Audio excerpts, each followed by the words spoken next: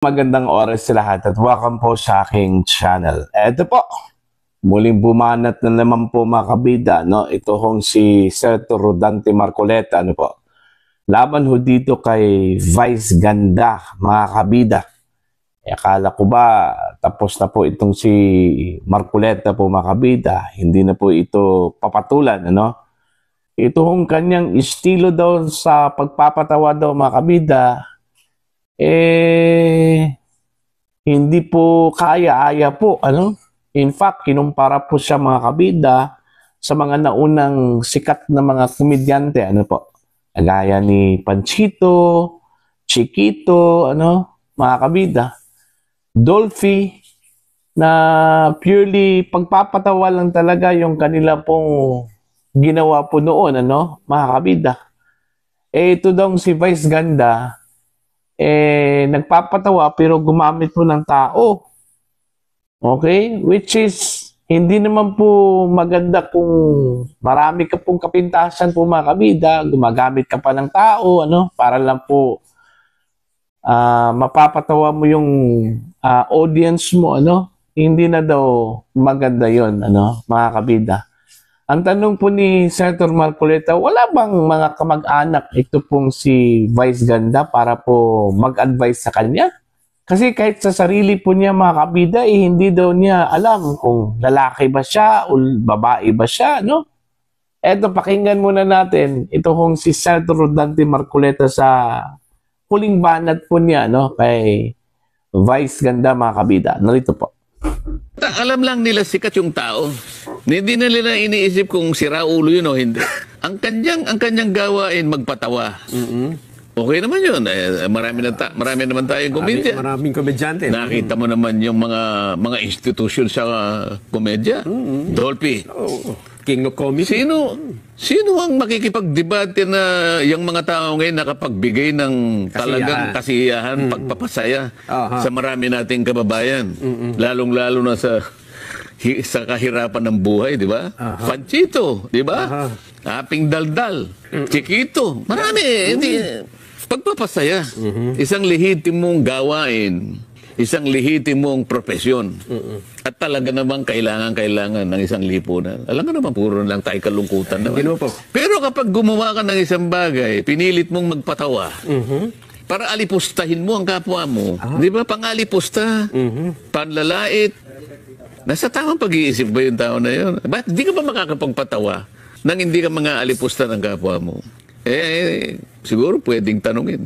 Wala bang kamag-anak yun na magpapayo sa kanya? Yun talagang tunay na kamag-anak. Kaibigan. Kaibigan kaya. Nakakaawa di ba?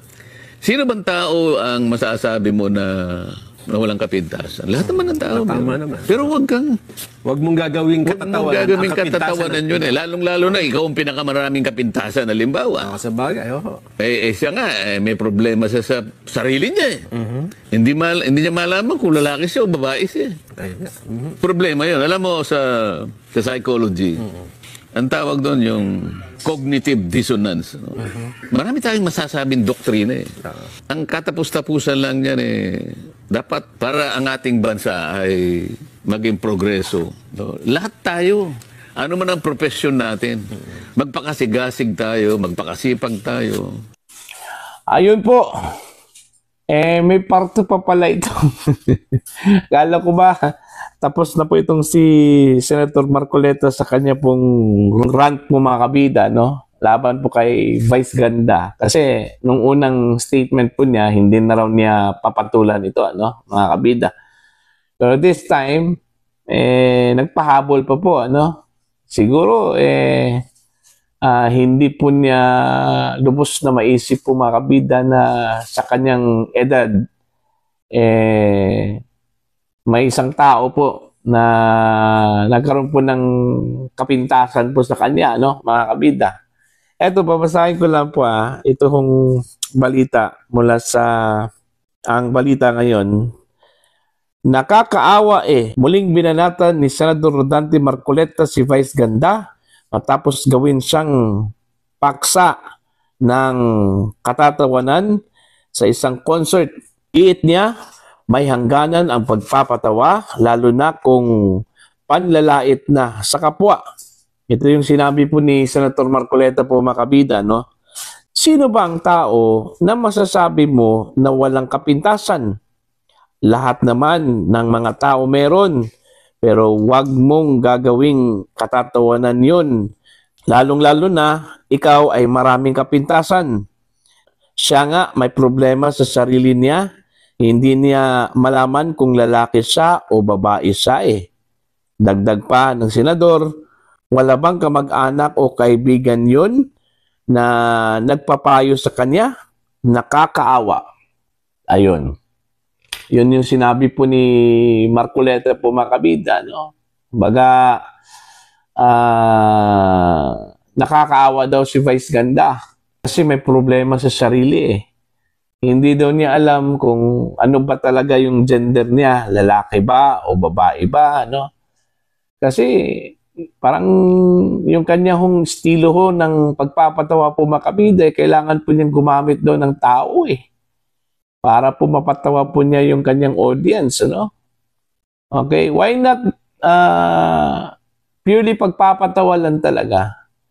Eh, alam naman po natin siguro, mga kabida, ito hong si Vice, napakatalentado po ito, ano? Okay? So, kaya ho niyang magpatawa siguro na hindi po kailangan gumamit po ng tao.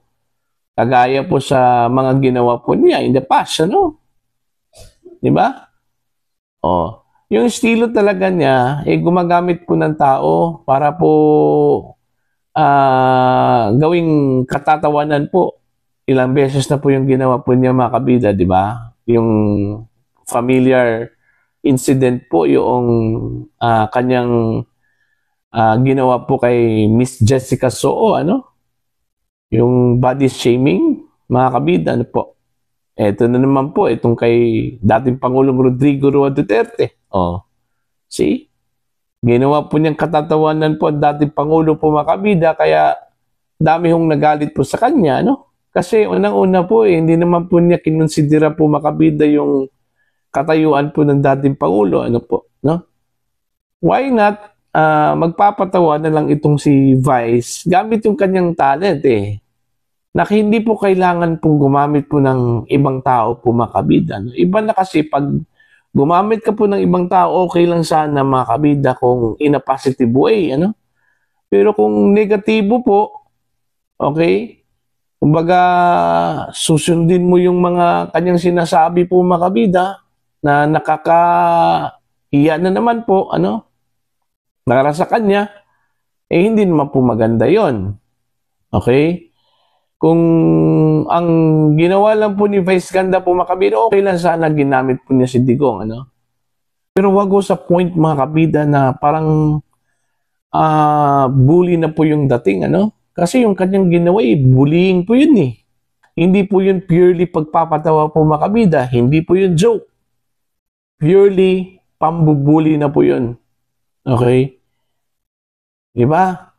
So sana po, magkaroon po ng realization, ito pong si Vice Ganda po, mga kabida. Tingnan mo, dami na pong nawala sa kanya, ano? May bali-balita nga pati daw yung Showtime tinanggal daw sa GMA. Ano po, ewan ko kung totoo ba yung balita na yon, ano po, no? Mga kabida. Oh. Yung boycott sa mga produktong ini-endorso po niya, hindi ko po alam kung may epekto ba yon, mga kabida, ano po, no? Yung pagkawala sa ilang mga followers po niya po, mga kabida, malaking bagay na po yun, di ba? Kahit na yung isang follower po natin po, mga kabida, mag-unfollow sa atin, di ba? Lalong-lalo na po kung kilala po natin. Mapatanong ka sa sarili mo, bakit kaya nag-unfollow sa akin, ano? So magkakaroon ka po ng disturbed mind, ano? Mga kabida. Hindi ka po mapakali. Okay? Hindi ka makatulog kasi nag-alala ka. Tinatanong mo yung sarili mo, bakit kaya siya nag-unfollow? Ano? Iisa lang po yun, ha? How much more kung marami po? Libo-libo po ang mag-unfollow sa'yo, di ba? So, meron ka talagang problema, no? Mga kabida. So, ganun po yun. Dapat tanungin po ni Vice Ganda yung kanyang sarili, ano po? No? Ano ba talaga problema ko? bakit maraming nagagalit sa akin every time na magpapatawa ako? Ganun lang po yun eh. Tama yung sinabi po ni Senator Marcoleta po, mga kabida, no? Gawin mo yung trabaho mo, talento mo, na hindi ka nakakasakit po ng ibang tao, ano? Kung ang trabaho mo ay magpapatawa po sa ibang tao, magpapatawa ka lang. Okay? Yung creativity nga eh. Pwede kang magpapatawa po, mga kabida, sa sarili mong paraan na hindi kailangan po gumagamit po ng tao po, ano? Okay? So, yun po, no? Comment lang po yun ni Senator Marcoleta po, mga kabida, no? Although, hindi naman po as in grabe na banat po niya kay Vice Ganda, no? Kagaya po ng sinabi po niya previously, ano, na po niya papatulan ito, ano? Pero ito, purely comment lang po ito. Kasi siguro na pag-usapan po, ano, ng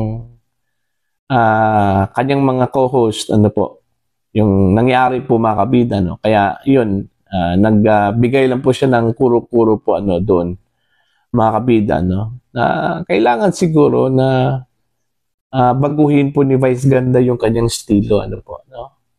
Tanungin niya yung sarili po niya, kung bakit ganun, okay? Kailangan bang baguhin po niya yung estilo po niya, no? Parang ganun eh, mga kabida eh. Diba? Pinamukha lang po ni Senator Marcoleta na hindi po sa lahat ng pagkakataon po, mga kabida, na maganda yung pagpapatawa. Lalong-lalo na po kung gumagamit ka lang po ng tao po, ano? Okay? In a negative way. Alright? Mas mainam pa rin na magpapatawa ka sa sarili mong paraan na hindi po kailangan gumagamit po ng tao po, ano, mga kabida. So ito, I hope this will be a lesson learned para po kay Vice Ganda. Unang-una po, dapat baguhin po ni Vice Ganda yung kanyang estilo, ano, sa pagpapatawa. Pangalawa po, mga kabida, kailangan po siyang mag-reflect sa sarili po niya, ano. Siguro dahil sa kanyang karanasan na hindi po maganda siguro, mga kabida, kaya nag-reflect po ito sa kanyang mga ginagawa po ngayon, ano po. Iba kasi, mga kabida, kung meron kang hinahanap sa buhay mo na hindi mo alam kung ano. Kasi magre-reflect kasi yan, mga kabida, no? Kahit na anong gawin mo, magmamanifest po yan, ano po. Yung negative vibe, mga kabida, no? Dahil dun sa mga bagay na gusto mong hanapin, ano? Pero hindi mo mahanap-hanap po. Kasi hindi mo alam eh. Hindi mo alam ang sarili mo eh, ano? So, yun lang po. Para po sa inyong opinion at pananaw, please comment down. Sa mga hindi pa po subscribers sa aking channel, please subscribe. Just click the subscribe button, click the notification bell, click all para updated po kayo, mga kabida, sa aking mga uploads. Maraming salamat po sa inyo lahat.